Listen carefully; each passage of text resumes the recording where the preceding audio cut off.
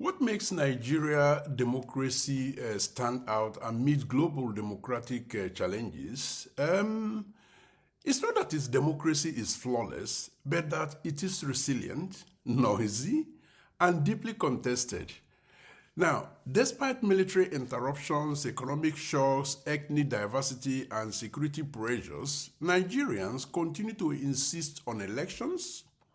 They also carry out public debate and civic, participation. That insistence matters. Nigeria also stands out for the intensity of citizen engagement outside formal institutions. Civil society, media, the academia, youth movements, religious bodies, and even satire play powerful democratic roles. Many democracies have institutions without energy. Nigeria has energy, sometimes, outrunning institutions. Ultimately, what you find is that Nigeria mirrors a global truth. That truth is that democracy today is not failing quietly.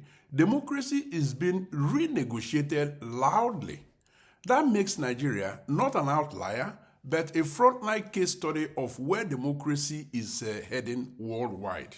Now, in terms of shared democratic blind spots and what lessons Nigeria could draw, well, let me say this.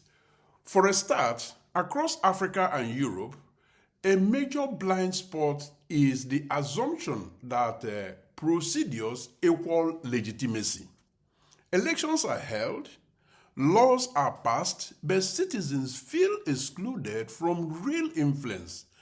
That gap between form and substance is where trust collapses. Another shared blind spot is political communication. Elites often speak about citizens, not with citizens. This fuels cynicism in Europe and frustration out in Africa. The lesson for Nigeria is very clear.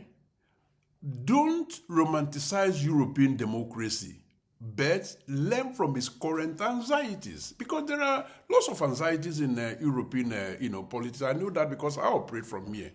Invest early in transparency, local accountability, and credible institutions, not as foreign prescriptions, but as survival tools. Now, take the issue of low voter turnout, and what it signals.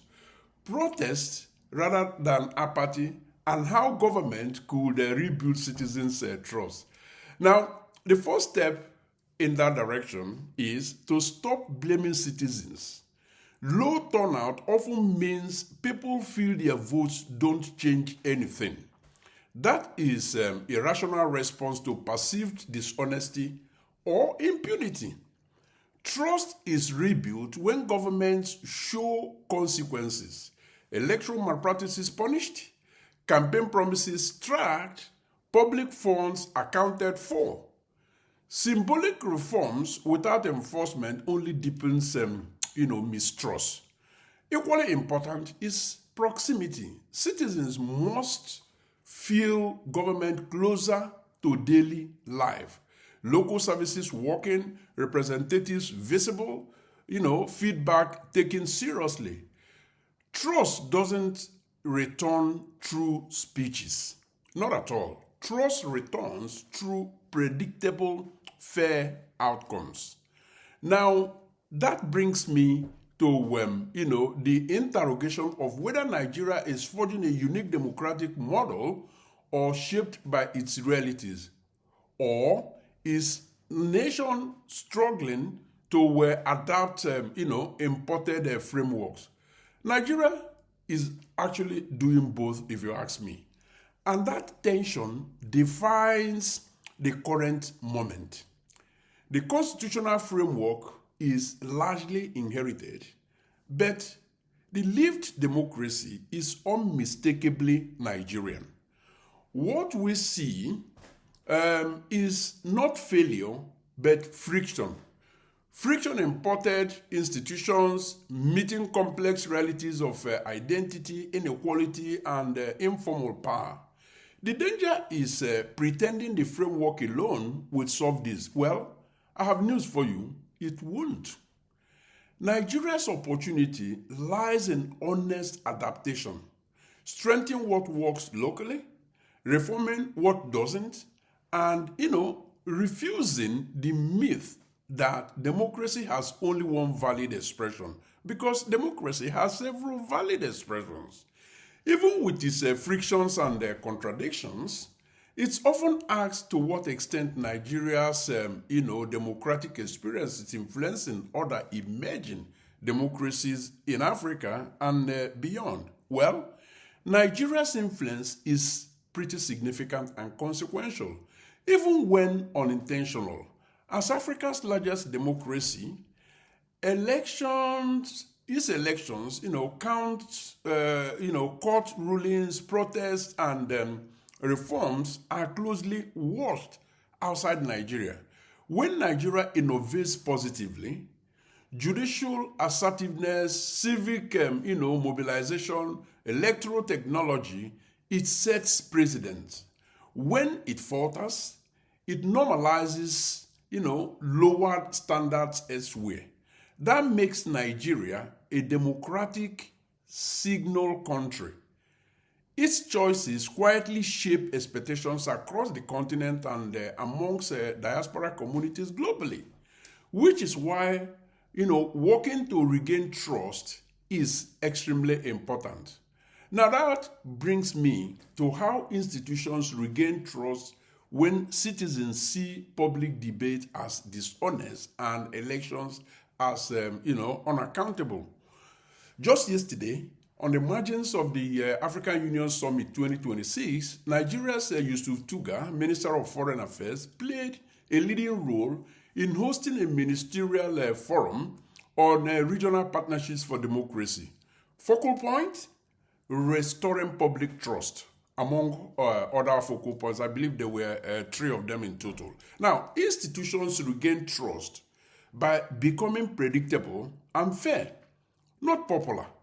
Citizens can tolerate bad news, they cannot tolerate arbitrariness.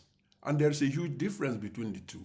This means transparent processes, independent oversight, and consequences for wrongdoing, even when, politically inconvenient. Once rules apply equally, trust slowly returns. It also requires humility. Institutions must acknowledge failures openly. In Europe, denial wasn't distrust. Nigeria must learn from that mistake, because it was a huge mistake and remains a huge mistake, and politicians are learning out here in Europe. In learning from Nigeria, Nigeria sends a signal of what it can and must do to actively shape global democratic thinking rather than, merely reflect, global trends. Here is how Nigeria can and must do it. Nigeria must speak from experience, not imitation. Its diplomats, scholars, and civil society should frame democracy as lived reality, not abstract theory. That means contributing ideas on managing diversity, which Nigeria, is blessed, some would say, cost in abundance. Informal economies, youth politics, and digital mobilization, areas where Nigeria has deep practical insight. When Nigeria tells its own democratic story confidently, it stops being a mirror and becomes a reference point.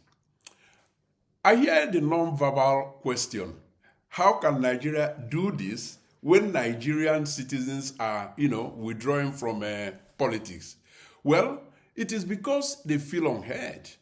And what that really means for democracy is in real terms. Well, the point is this. Many citizens are not withdrawing from politics. They are withdrawing from formal politics. They remain vocal online, on dinner tables at home or around Mama Put Buka in Ring Road or somewhere there in Uselu Market. In communities, in activism, but of course, they feel excluded from decision making, the formal decision making. This actually signals danger and opportunity. Danger because disengagement weakens legitimacy. Opportunity because the appetite for participation still exists and very much present. Democracy survives when institutions catch up with citizens' energy, not when they suppress it. Now, do you know why I think all of these matter, even as naive as it sounds? Well, I tell you, if Nigeria succeeds in strengthening democracy at home, it could set a new standard for emerging democracies worldwide.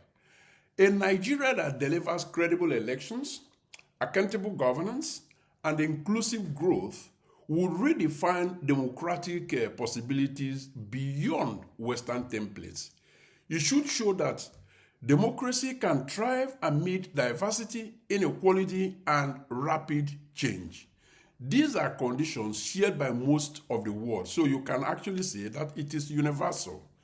That success would not just inspire others, it would reshape global democratic confidence. And that is why Nigeria's democratic journey matter, they matter more and far beyond its borders.